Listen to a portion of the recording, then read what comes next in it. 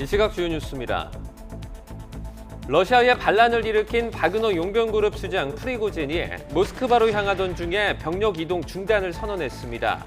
이후 벨라루스의 제안을 받아들인 건데 러시아 반란 사태는 일단 진정 국면에 접어드는 모양새입니다. 우리 정부가 바그너 그룹이 진입한 것으로 알려진 러시아 남서부 로스토프나도누에 거주하는 우리 국민은 현재까지 모두 안전한 상황이라고 밝혔습니다. 프랑스와 베트남 순방 일정을 마무리한 윤석열 대통령이 이르면 이번 주 장차관 인사를 단행할 것으로 전해졌습니다. 민주당 이낙연 전 대표가 어제 미국 유학을 마치고 1년 만에 귀국했습니다. 대한민국이 바로 서도록 책임을 다하겠다고 했는데 최근 불거지고 있는 민주당 내 계파 갈등에 어떤 영향을 미칠지 주목됩니다. 제주도를 시작으로 장마가 본격 시작됐습니다. 장마는 오늘 오전 중에 남부지방으로 확대되고 내일은 전국으로 확산할 것이라고 기상청은 전망했습니다. 일본 정부가 올여름 후쿠시마 오염수를 방류하겠다고 예고한 가운데 오염수 방류 설비 등을 시찰한 일본 원자력규제위원장이 큰 과제 없이 착실히 공사가 진행되고 있다는 평가를 내놨습니다. 민주당 전당대회 돈봉투 의혹을 수사하고 있는 검찰이 송영길 전 대표 보좌관을 지낸 측근에 대한 구속영장 청구를 검토하고 있습니다. 영장 청구 여부가 결정된 뒤에는 돈봉투 수수자로 특정된 민주당 현역 의원들에 대한 줄소환이 이어질 것으로 보입니다. 구속된 수원 영아 살해 친모를 수사하고 있는 경찰이 혐의를 살인죄로 변경하는 것을 검토하고 있는 것으로 확인됐습니다. 경찰은 영아 살해죄는 신상정보 공개 대상이 아니어서 이름과 나이 등은 밝히지 않는다고 밝혔습니다. 굿모닝 YTN 2부로 이어갑니다. 무장 반란을 일으킨 바그너 용병그룹이 병력 이동 중단과 상황 완화에 합의했습니다. 바그너 그룹 수장 예브게니 프리고진은 유혈 사태를 피하고자 모스크바로 향하던 병력을 철수하도록 지시했다고 밝혔습니다. 프리고진은 병력이 모스크바에서 200km 거리까지 진격했다고 덧붙였습니다. 벨라루스는 블라디미르 푸틴 대통령의 합의로 알렉산드르 루카셴코 대통령이 프리고진과 협상했다고 밝혔습니다. 협상에서 프리고진은 바그너 그룹의 이동을 중단하고 상황 완화를 위해서 조처하라는 루카셴코 대통령의 제안을 받아들였다고 설명했습니다. 아울러 바그너 그룹 소속 정사들의 안전을 보장하는 합의가 논의되고 있다고 전했습니다. 푸틴 대통령의 요리사로 불릴 만큼 측근이던 프리고진 바그너 그룹 수장이 왜 반란을 일으켰을까요? 우크라이나 전쟁 과정에서 쇼이구 러시아 국방장관과의 힘겨루기 때문이라는 분석이 유력합니다. 유재복 기자가 보도합니다. 지난 23일 바그너 용병그룹 수장 프리고진은 세르게이 쇼이구 러시아 국방장관을 공개적으로 비난했습니다. 쇼이구 장관이 바그너 야전 캠프에 미사일 공격을 지시했다는 것입니다. 프리고진이 모스크바로 향한 직접적 원인입니다. Министр обороны специально прибыл в Ростов для того, чтобы провести операцию по уничтожению ЧВК «Вагнер». 프리고진과 쇼이구 장관의 갈등은 우크라이나 전쟁을 거치면서 점점 깊어졌습니다. 프리고진은 틈만 나면 쇼이구 장관을 비난했습니다. 쇼이구 장관은 지난달 비정규군은 국방부와 계약하라며 바그너 그룹 통제권 접수에 나섰고 프리고진은 즉각 거부했습니다. 전쟁을 수행하는 두 군부 사이 권력 투쟁이 폭발에 이른 것입니다. Защитим и наш народ, и нашу государственность от любых угроз, в том числе от внутреннего предательства. А то, с чем мы столкнулись, это именно предательство. 프리고진은 푸틴 대통령과 크렘린궁 연회를 도맡으면서 푸틴의 요리사로 불린 최측근입니다. 지난 2014년 바그너 용병 그룹을 만든 뒤 푸틴을 위해 싸웠습니다. 벨라루스의 중재로 반란은 마무리됐지만 두 사람의 관계는 이미 되돌릴 수 없는 지경에 이른 것으로 보입니다. YTN 유재복입니다. 정부가 러시아 용병 조직 바그너 그룹이 진입한 러시아 남서부 로스토프나도누에 거주하는 우리 국민은 현재까지 모두 안전하다고 밝혔습니다. 외교부 당국자는 우리 공관은 바그너 그룹의 로스토프 진입 소식을 접한 직후 거주하는 우리 국민을 대상으로 긴급 안전점검을 실시해 모두 안전한 것으로 확인했다고 말했습니다. 그러면서 로스토프나도누에 거주하는 우리 국민과 긴밀한 연락 체계를 유지하면서 현지 동향을 예의주시하고 있다고 덧붙였습니다. 로스토프나도누는 로스토프주의 주도로 현재 체류 중인 우리 국민은 9명인 것으로 알려졌습니다. 북한이 최근 열린 노동당 전원회의에서 내부 통제 강화 의지를 드러냈습니다. 식량난 등 경제 사정이 악화하고 탈북 움직임도 잇따르자 체제 결속을 꾀하려는 의도로 풀이됩니다. 보도에 조수연 기자입니다. 상반기 각종 과제를 결산한 노동당 전원회의를 마친 북한은 관계건설, 금속, 화학공업 등 부문별로 성과가 있었다고 과시하며 대대적인 선전에 나섰습니다. 하지만 구체적인 성과 없이 결점 폐단, 규율 미확립도 언급했습니다. 경제의 자립적 토대를 구축하기 위한 사업을 실속 있게 진행하지 못한 일련의 폐단들이 엄정히 분석됐습니다. 특히 김정은 위원장이 연설에 나서지 않은 점, 경제통 오수용을 당 경제부장으로 다시 기용한 점을 보면 여러 면에서 목표대로 되지 않고 있음을 엿볼 수 있습니다. 북한은 또 보위 안전기관 역할을 강조하며 1심 단결 수호를 외쳤는데 위기감이 감지되는 대목입니다. 불가항력인 1심 단결을 견결히 수호하기 위한 사업을 보다 공세적으로 책략적으로 강력하게 전개할 때 대하여 강조했습니다. 경제적 어려움이 지속되면서 내부 불만이 커지고 있고 결국 최근 잇따른 탈북 움직임으로 이어지고 있는 점을 의식한 것이란 관측이 나옵니다. 앞서 이달 초 러시아에서 북한 총영사관 직원의 가족 2명이 실종된 데 이어 유럽에 근무하는 북한 외교관의 탈북 보도도 나왔습니다. 지난달에는 탈북민 가족이 배를 타고 서해 북방한계선을 넘어오는 등 북한 내부 동요 정황이 나타나고 있습니다. 보위기구의 역할 강화로는 코로나 이후 체제의 느슨함을 사전 차단하면서 다른 한편으로는 김정은 중심의 유일 영도 체계 강화를 위한 체제 결속의 의도가 담긴 것으로 분석합니다. 북한은 머지않아 코로나19 통제에 따른 국경 봉쇄를 완화할 것으로 보이는데 이에 따른 추가 탈북 움직임을 막기 위해 체제 단속에 더욱 힘을 쏟을 것으로 예상됩니다. YTN 조수연입니다. 4박 6일 프랑스, 베트남 방문을 마친 윤석열 대통령이 이번 주 장차관 인사를 단행할 전망입니다. 권영세 통일부 장관과 10명 안팎의 차관을 교체하며 분위기 쇄신에 나설 것으로 보입니다. 박석영 기자가 보도합니다. 순방을 마친 윤석열 대통령, 이제는 국내 현안들과 마주합니다. 가장 먼저 이번 주 국정운영 활기를 불어넣기 위한 장차관 인사 단행에 나섭니다. 대통령실 고위 관계자는 YTN에 오는 29일쯤 한 번의 인사가 이뤄질 거로 보인다고 말했습니다.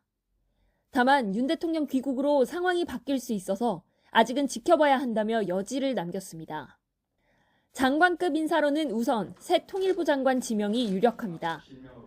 국민의힘 국회의원인 권영세 장관은 내년 4월 총선을 앞두고 당으로 돌아가겠다는 의지를 거듭 피력한 것으로 전해졌습니다.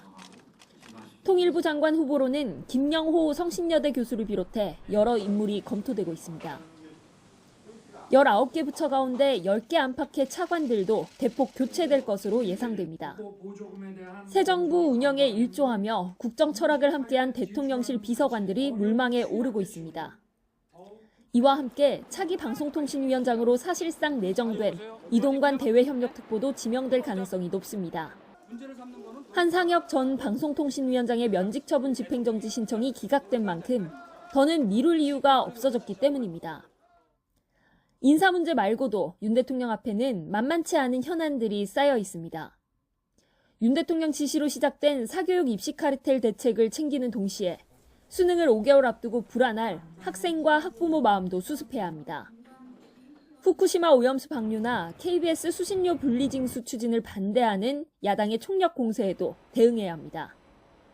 윤 대통령은 귀국 직후 순방기간 안보 경제 성과 후속 조치는 물론 국내 현안에 대한 보고를 꼼꼼히 받으며 다시 내치에 집중할 계획입니다. YTN 박석영입니다. 이낙연 전 민주당 대표가 1년 동안의 미국 연수를 마치고 귀국했습니다. 민주당 내 계파 갈등이 여전한 상황에서 이 전 대표의 귀국이 어떤 영향을 미칠지 관심인데 이 전 대표는 귀국 일성으로 못다한 책임을 다하겠다고 말했습니다. 직접 들어보시죠. 지금 대한민국은 나라가 국민을 걱정하는 것이 아니라 국민이 나라를 걱정하는 지경이 됐습니다. 윤석열 정부에 말합니다. 모든 국정을 재정립해 주기 바랍니다. 저의 못다한 책임을 다하겠습니다. 대한민국이 바로 서도록 여러분과 제가 함께 노력할 것입니다. 주말 서울 도심에선 일본 후쿠시마 오염수의 해양 방류를 반대하는 집회가 열렸습니다. 시위대는 오염수가 바다에 풀리면 어업인들의 생계와 시민들의 안전이 우려된다며 목소리를 높였습니다. 보도에 김태원 기자입니다. 서울광장 앞 도로를 메운 시민들. 오염수를 버리지 말고 땅에 보관하고 있으란 문구가 담긴 피켓을 양손 높이 들고 구호를 외칩니다. 후쿠시마 오염수 방류 멈춰! 다음 달 초 국제 원자력기구 최종평가 보고서 결과에 따라 올여름 원전 오염수를 바다로 방류하겠다는 일본 정부 방침에 반발하고 나선 겁니다. 방사성 정화 작업을 충분히 거쳐 방류하면 문제가 없다는 일본 측 설명은 믿기 어렵고 오염수 저장고를 증설해 장기 보관한 뒤 방류하는 게 더 안전한데도 비용이 더 저렴하니 배출을 서두르는 것 아니냐고 비판합니다. 조금 더 보관하면, 조금 더 놔두면 모두가 인정할 수 있는 안전한 방법을 찾을 수 있습니다. 굳이 올해 서둘러 방출하는 이유는 돈 때문입니다. 더는 우리 수산물과 소금이 안전하지 않을 수 있다는 시민들의 불안에 생계를 우려할 수밖에 없는 어민들도 방류를 반대하고 나섰습니다. 완도에서 살고 있는 어민들이 해상 시위를 했습니다. 안전한 수산물을 먹을 때 행복하다 말할 수 있게끔 우리나라 국민들이 함께 해주십시오. 일본 정부를 국제해양법 재판소에 제소하는 등 해양 방류가 아닌 더 안전한 방법을 마련하게 우리 정부가 요구해야 한다는 주장도 나왔습니다. 오염수 해양 투기를 국제법 위반 여부를 다퉈야 한다고 생각합니다. 우리나라 정부라면 당연히 일본 제소를 포함해 국민들의 안전을 위해 모든 것을 다해야 합니다. 일본 정부의 원전 오염수 방류가 머지않아 이뤄질 것으로 전망되는 가운데 이에 반발하는 시민들의 집회가 이어지고 있습니다. YTN 김태원입니다. 영아 살해 혐의를 받는 30대 친모 고모 씨가 구속된 가운데 출생 미신고로 수사 의뢰된 또 다른 사건에 아기 한 명의 안전이 확인됐습니다. 경기 남부경찰청 여성청소년수사대는 2명의 자녀를 살해한 혐의를 받는 친모 고 씨와 함께 이 친부의 범행 가담 여부에 대해서도 수사를 벌이고 있습니다. 경찰은 영아 살해 혐의는 신상공개 대상이 아니어서 현재 고 씨에 대한 신상공개 여부를 검토하고 있지 않다고 밝혔습니다. 이런 가운데 수원에서 발생한 또 다른 출생 미신고 아기 2명 중 1명의 생사가 파악됐습니다.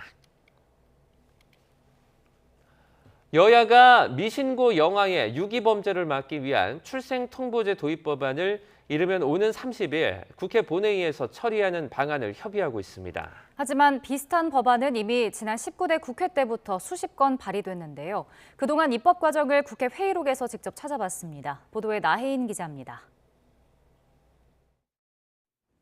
출생신고 사각지대를 메우려는 노력은 19대 국회 때부터 이어졌습니다. 2015년 미혼부의 출생신고도 가능하도록 처음 길을 열어준 사랑이법이 통과됐고 이듬해부턴 검사나 지자체장도 부모 대신 출생신고를 할 수 있게 됐습니다. 출생신고 의무자가 출생신고를 기피하여 아동의 복리가 위태롭게 될 우려가 있다면 검사 또는 지방자치단체의 장도 출생신고를 할 수 있도록 하는 것으로. 하지만 빈틈은 여전했습니다. 의무 규정이 아닌데다 별다른 처벌 조항도 없었기 때문입니다. 이에 20대 국회까지 의료기관 등이 출생 사실을 빠짐없이 국가에 알리도록 하는 출생통보 의무화 법안이 10건 남짓 발의됐지만 관심을 끌지 못하고 폐기됐습니다. 행정 부담과 미혼모 등의 병원 출산 기피를 우려한 의료계의 반발이 적지 않았습니다. 정부는 2019년 UN 아동권리위원회의 권고를 받고 나서야 출생통보제 도입 논의에 시동을 걸었습니다. 하지만 코로나19 대유행 등이 겹치며 정부안은 지난해 3월에야 국회에 제출됐고 이마저도 아직 상임위에 상정조차 안 됐습니다. 21대 국회에선 아이를 숨기고 싶은 산모들의 익명 출산을 보장하는 보호출산법이 함께 논의됐지만 소관 상임위가 달라 핑퐁이 벌어졌습니다. 출생통보제를 심사하는 법사위와 보호출산법을 들여다보는 보건복지위가 서로 눈치를 본 겁니다. 지지부진하던 입법 속도는 신고되지 않은 영아들의 사망, 유기 사례가 드러나고 나서야 뒤늦게 불붙고 있습니다.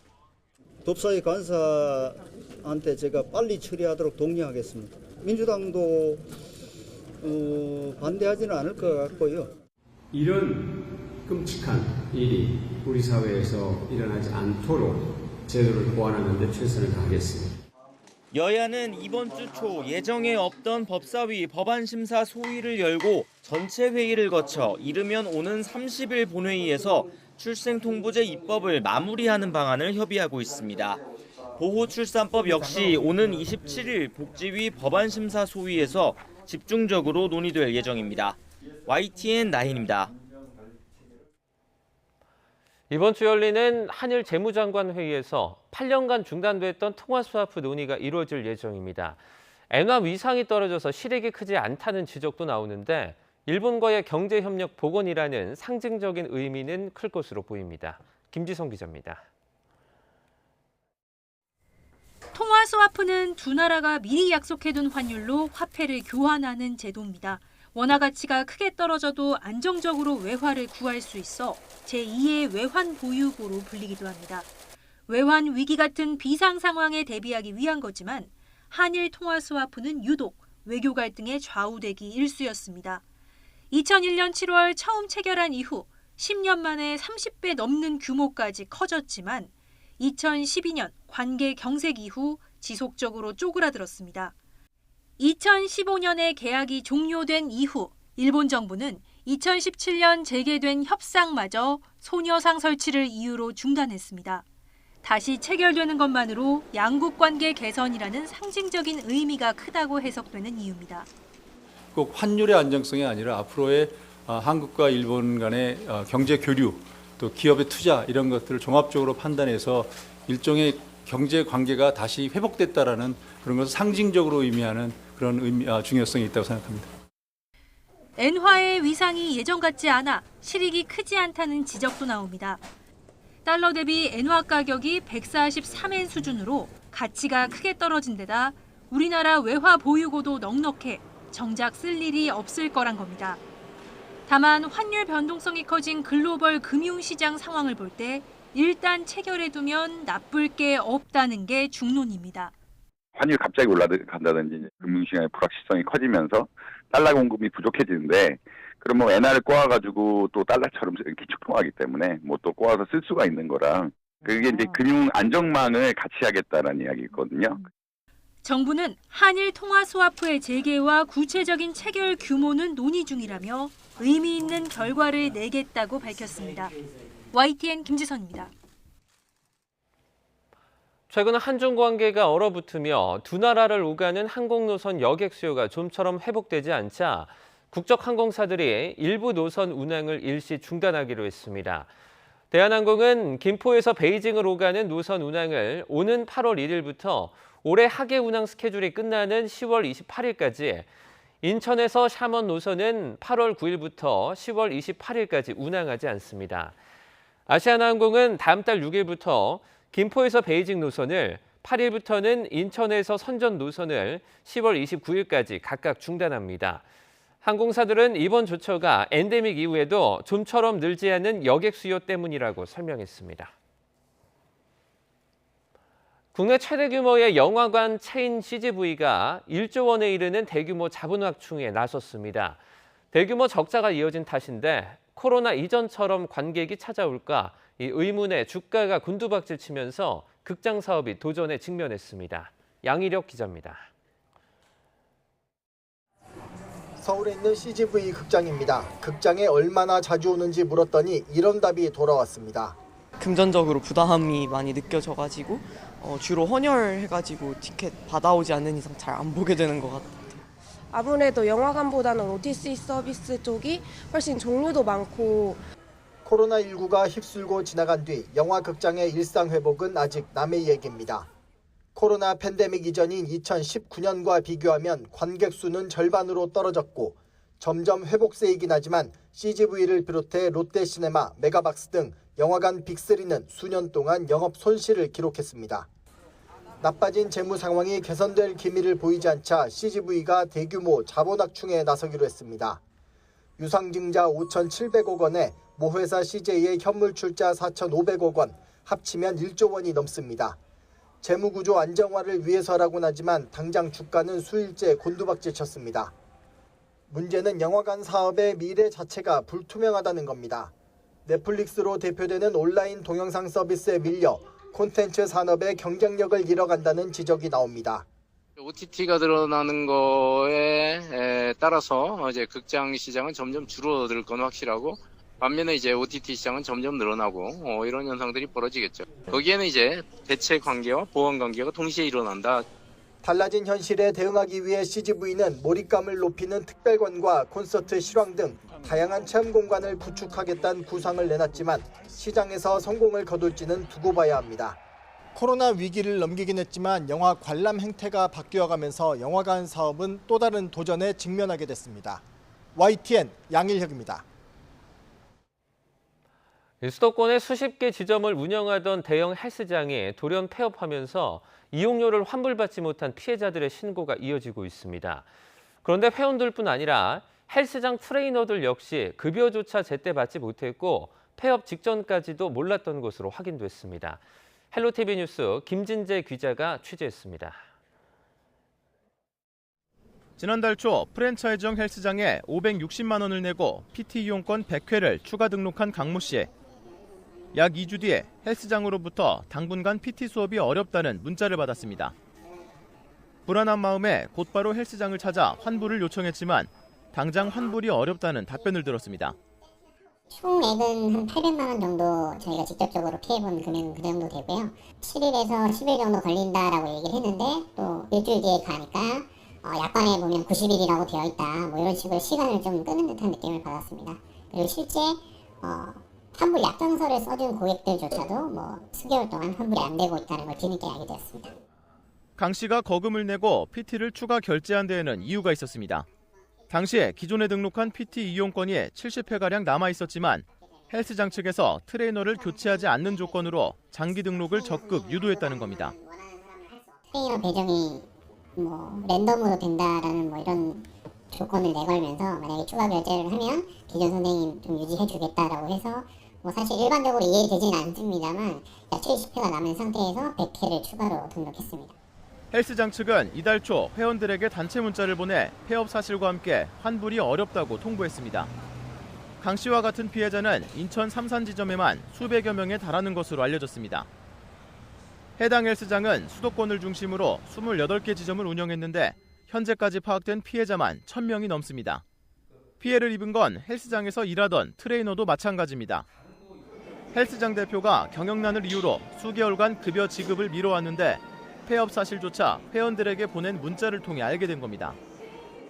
간이배제급금을 신청을 하면서 다른 지점이 매각이 되면은 그때 이제 밀린 급여를 주겠다. 회원들 수업은 급여 못 받았다고 지금 멈추지 말고 회원들 잘 달래줘 가면서 그냥 계속 5월, 6월에도 그냥 계속 수업 좀 해달라고 얘기를 했었거든요. 갑자기 저희랑 얘기도 없이 회원들한테 문자로 폐업을 한다. 이제 이렇게 문자를 보냈더라고요. 피해자들은 해당 헬스장 대표 전모 씨를 경찰에 고소하는 등 법적 대응에 나섰지만 실제 피해를 보상받기는 어려운 실정입니다. 헬스장 명의의 재산을 개인 명의로 돌려놓았다거나 아니면 재산을 은닉해버린 경우에는 실질적으로 소송에 이기더라도 피해를 배상받을 길이 막막하다는 점을 문제점으로 좀 지적해드리고 싶고요. 현재 해당 사건은 일산 동부경찰서로 이송돼 수사가 진행 중입니다. 헬스장 폐업으로 인한 피해를 예방하기 위해서는 되도록 단기간 단위로 이용권을 결제하고 현금보다는 신용카드 할부 결제를 이용해야 합니다. 신용카드 할부 결제를 이용하면 헬스장 폐업 시에 할부 항변권을 통해 할부급 지급을 중지해 피해 규모를 줄일 수 있습니다. 헬로티비 뉴스 김진재입니다. 금융기관이나 수사기관인 것처럼 속여서 개인정보를 빼가고 돈도 빼앗는 전화금융 사기에 보이스피싱 수법은 날이 갈수록 교묘해지고 있는데요.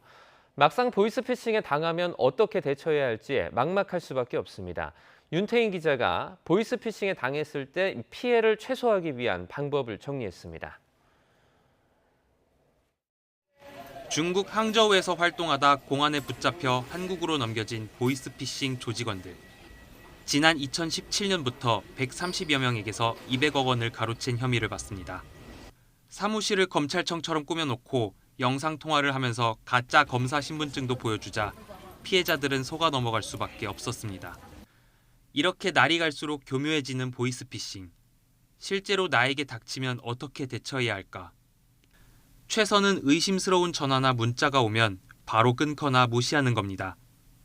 한 발 더 나아가 경찰청에서 운영하는 사이버 범죄 신고 시스템에 접속해 관련 내용을 제보할 수도 있습니다. 피싱 사기범에게 이미 돈을 건넸다면 가장 먼저 경찰과 금융감독원, 금융회사 고객센터에 피해 사실을 신고해야 합니다. 그래야 기존 계좌는 정지시키고 유출된 개인정보로 새로 계좌를 만들 수도 없게 해서 2차 피해를 끊어낼 수 있기 때문입니다. 지금 제가 보고 있는 화면은 보이스피싱을 당했을 때 금융감독원이 소개한 개인정보 노출자 사고 예방 시스템입니다. 유의사항 확인 안내를 체크한 뒤 등록 버튼을 눌러 간단한 신상 정보를 입력하고 피해 사유를 선택하면 보이스피싱범이 새로운 계좌나 신용카드를 만드는 걸 막을 수 있습니다. 한국정보통신진흥협회의 명의도용 방지 서비스로는 내 명의의 대포폰이 개설됐는지 확인할 수 있고 앞으로 개설되는 것도 미리 차단할 수 있습니다. 그러나 경황이 없을 피해자가 이런 조치를 하나하나 밟아 나가는 건 현실적으로 쉽지 않다는 지적도 나옵니다. 개인정보가 이미 다 털려나간 상황이 많고 또 요즘은 악성 앱이 깔려가지고 이미 이 사람 명의로 추가로 대출을 받았을 가능성도 있고 그런 거를 혼자 하기에는 너무 시간이나 그리고 이 트라우마에 빠져있는 피해자들한테 너무 정신없고 이런 가운데 112로 전화하면 경찰뿐만 아니라 금융감독원으로도 한 번에 피해 신고가 들어가는 전기통신 금융사기 통합신고대응센터가 다음 달 20일 출범합니다. 당분간은 신고만 받지만 장기적으로는 보이스피싱 관련 정보를 모아서 범인을 검거하고 피해 확산도 방지하는 역할도 맡을 계획입니다. YTN 윤태인입니다. 이제 본격적인 장마철에 접어드는데요. 도심 침수 피해를 막기 위해선 빗물바지가 막히지 않도록 관리하는 게 매우 중요합니다. 하지만 쓰레기로 막혀 있거나 아예 덮개로 막아놓는 경우가 적지 않았습니다. HCN 충북방송 박종혁 기자가 보도합니다. 하수처리 기동반원들이 빗물바지 트렌치를 걷어올리자 온갖 쓰레기들이 한가득 모습을 드러냅니다. 담배꽁초부터 플라스틱 빨대, 종이컵 등 종류도 다양합니다. 페트병이라든가 뭐 담배꽁초라든가 뭐 이것저것 잡쓰레기들이 여러 가지가 많아가지고 그 망이라는 게 있는데 망을 이렇게 막아버리면은 물 전체가 안 내려가고 그래요. 인도와 도로 사이 설치되는 빗물바지는 도심에서 빗물을 빼내는 중요 수방시설 중 하나입니다. 하지만 담배꽁초 등 쓰레기가 수북하게 쌓이면 빗물이 역류해 오히려 침수 피해를 유발합니다. 이런 쓰레기 때문에 고무판이나 적치물 등으로 빗물바지를 아예 덮어놓는 경우도 많습니다. 미관상 흉하고 악취가 난다는 이유인데 주택가 주변에서 침수 피해를 키우는 원인이 될 수 있습니다. 그러한 행동을 절대 하시면 안 되고 악취 같은 것이 나면은 저희들한테 그 민원 전화를 주시면 저희들이 접수해서 그 악취 방지 커버라는 것을 설치해 드리니까. 재난안전연구원은 빗물바지가 덮개에 가로막혀 제 기능을 못할 경우 침수심이 평소보다 2배가량 깊어지고 보도블록 높이까지 침수되는 속도가 2배 빨라진다고 밝혔습니다. 2015년도에 저희가 실험했거든요. 빗물바지 덮개 막으면 침수가 2배 이상, 침수심이, 침수 높이가 2배 이상 증가하는 거고요.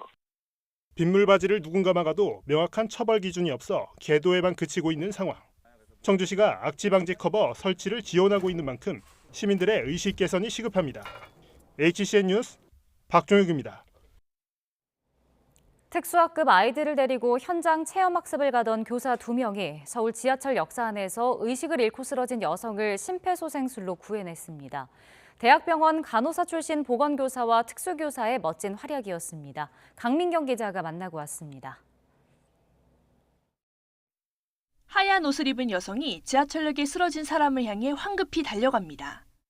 호흡과 맥박을 확인하더니 환자의 흉부를 거듭 압박합니다.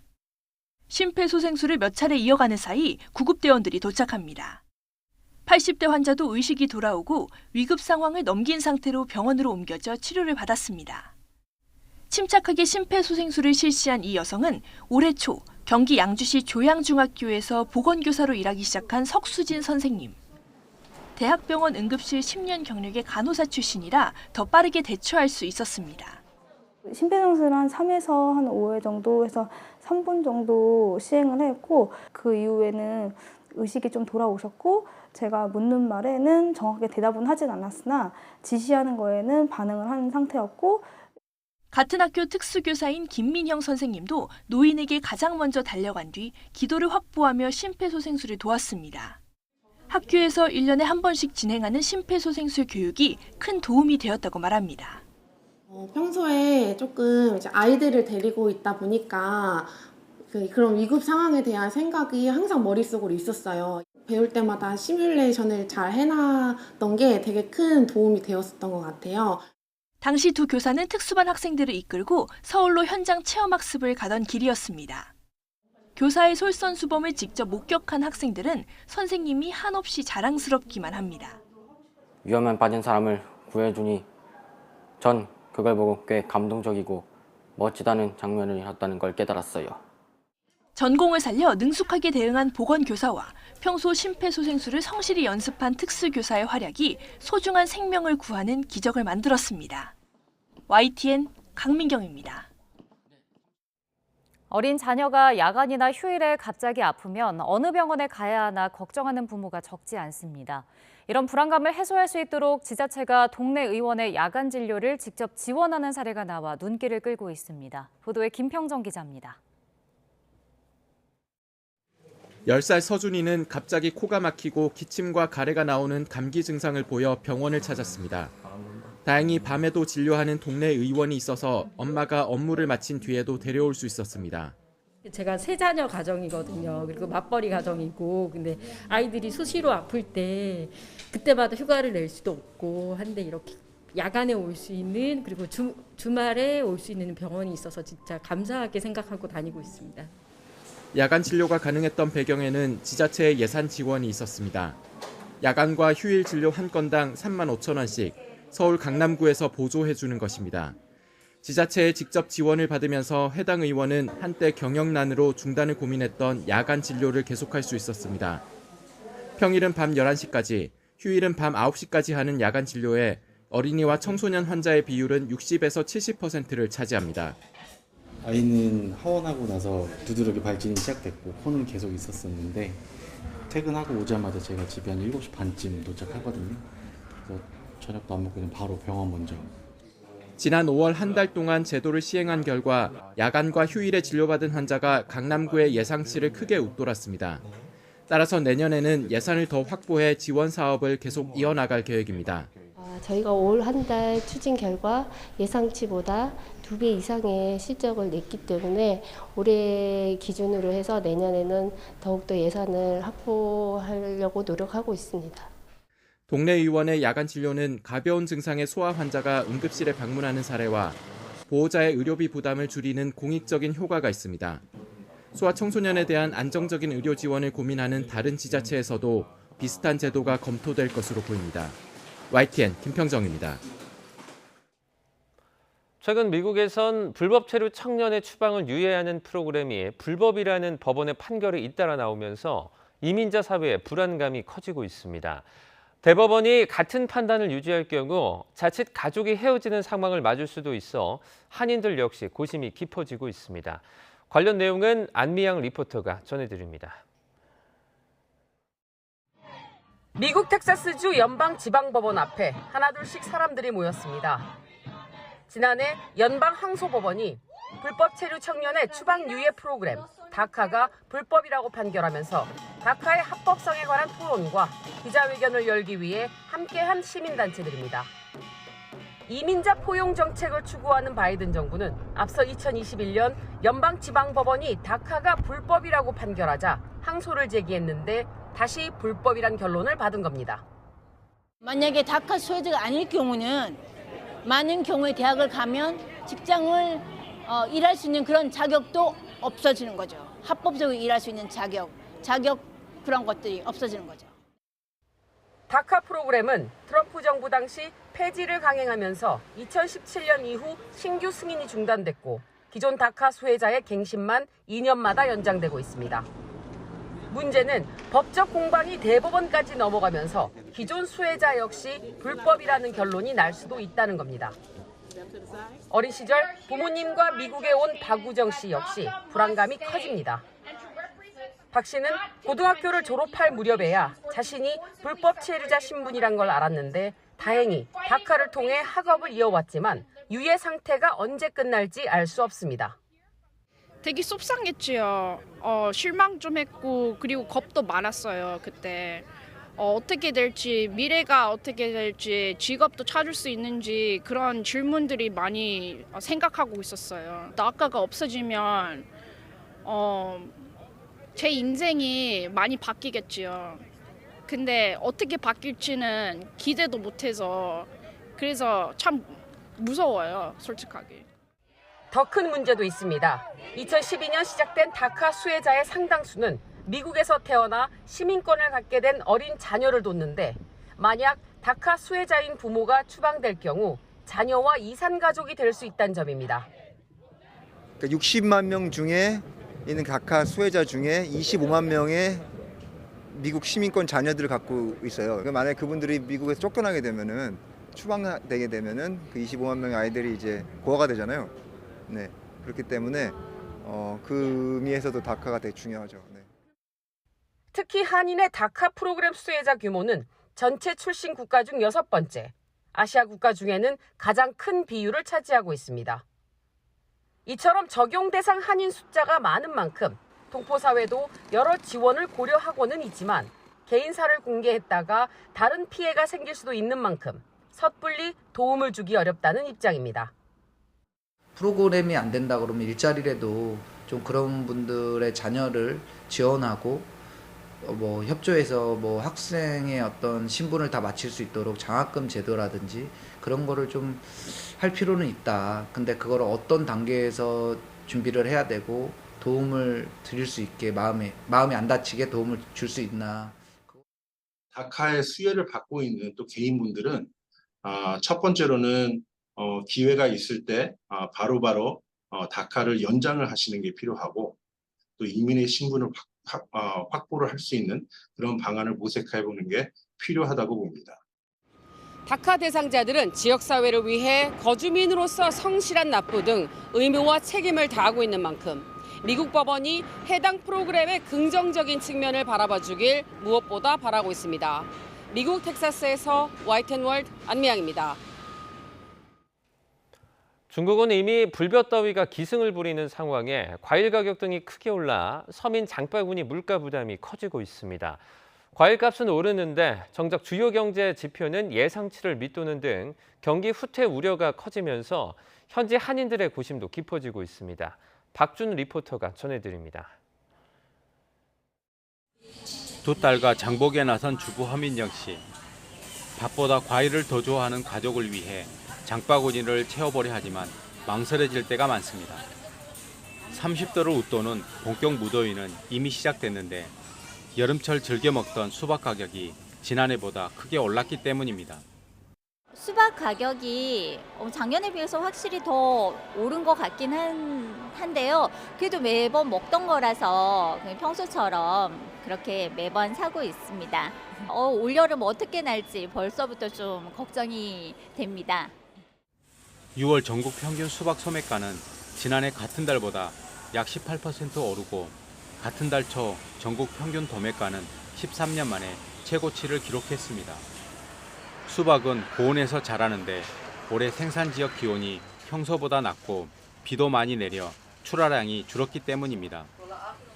중국에서 즐겨 먹는 열대 과일 두리안도 500g당 한국 돈 약 5,300원이던 소매가가 9,000원까지 치솟았습니다.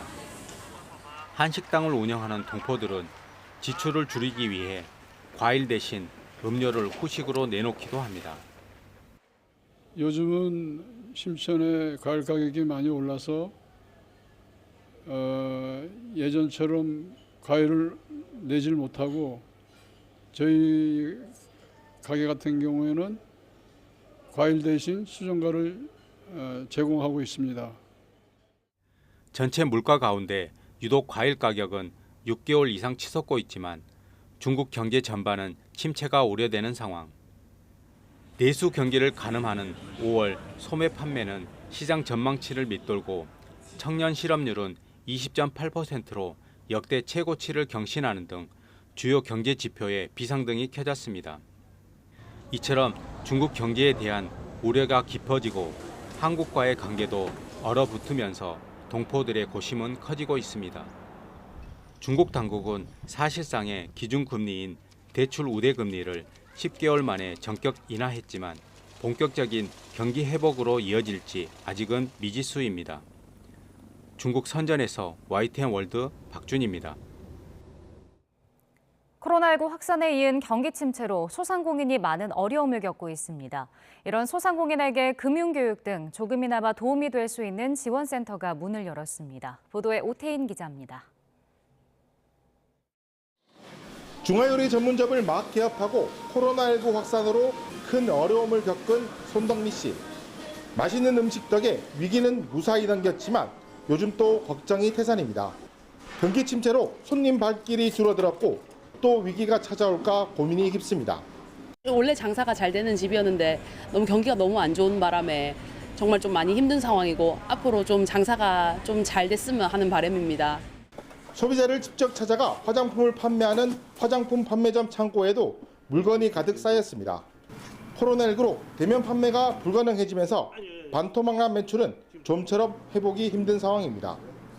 인건비와 임대료 등 가게를 계속 운영해야 하기에 결국 기댈 곳은 금융권 대출입니다.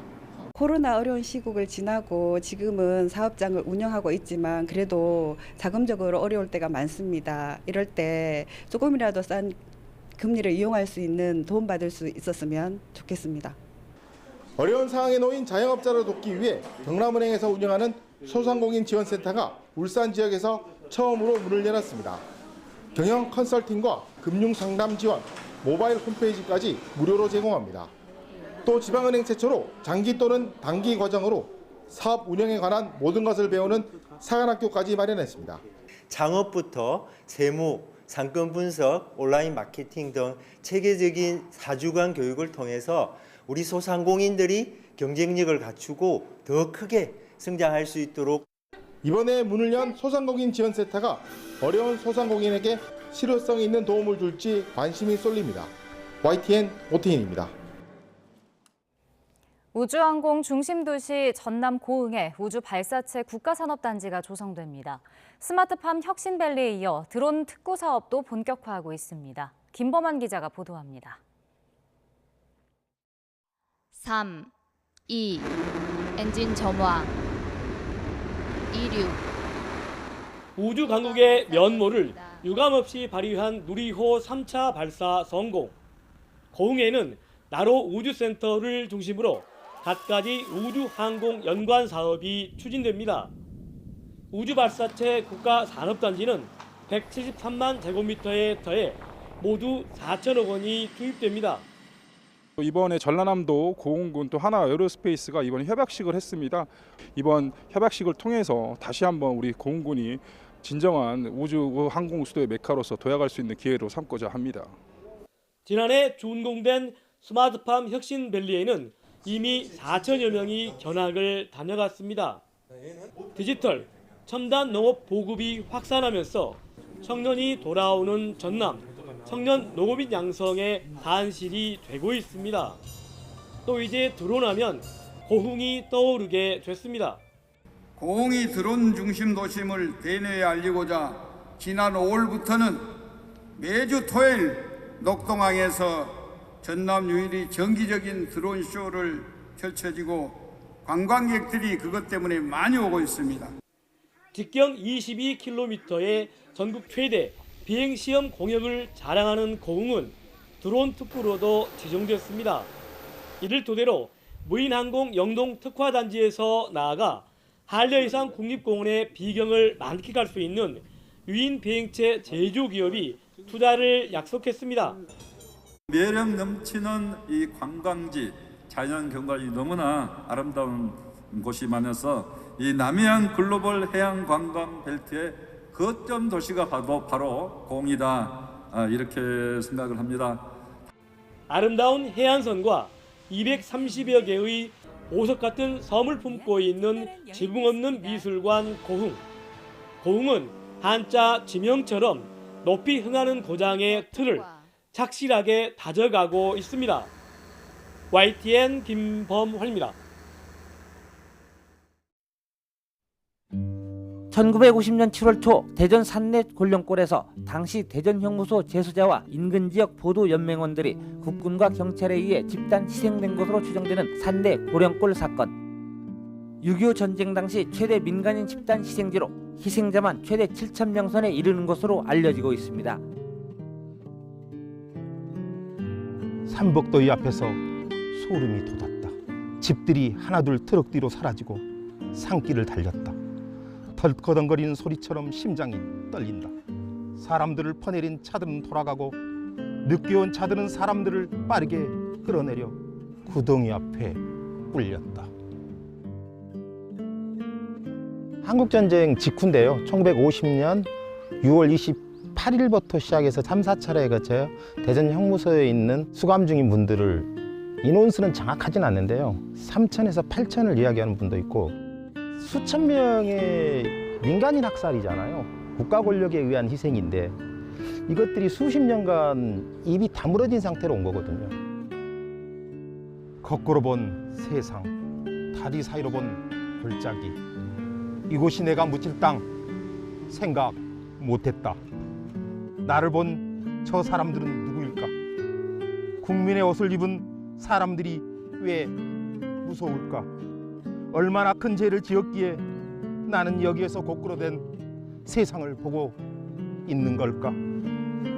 똑바로 서서 식구들 덮여준 나무 고맙다고 말하고 싶은데 몸을 세울 수 없다.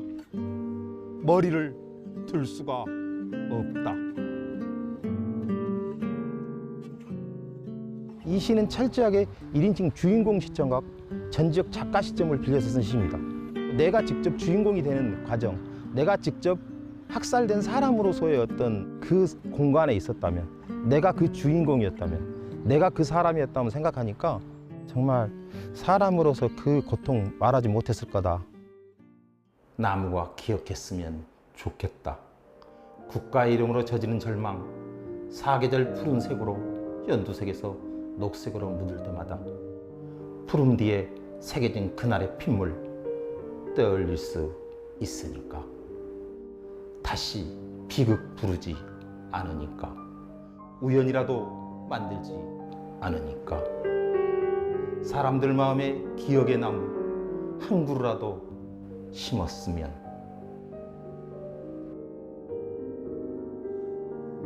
더 이상 국민들이 서로 가해자니 피해자니 피해자니 가해자에 이렇게 서로 싸우게 만들 게 아니라 국가가 나서서 해결하지 않으면, 국가가 했기 때문에 국가가 해결해야 된다는 생각을 했거든요.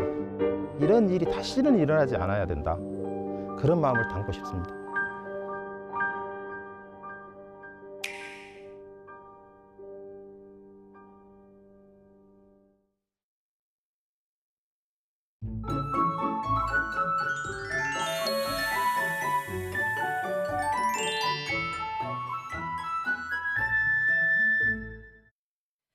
제주도엔 장맛비가 오고 있습니다. 호우주의보도 내려져 있는데요. 오후에는 남부, 밤에는 충청에 비가 확대되겠고 경기와 강원은 대기 불안정으로 소나기가 예상됩니다.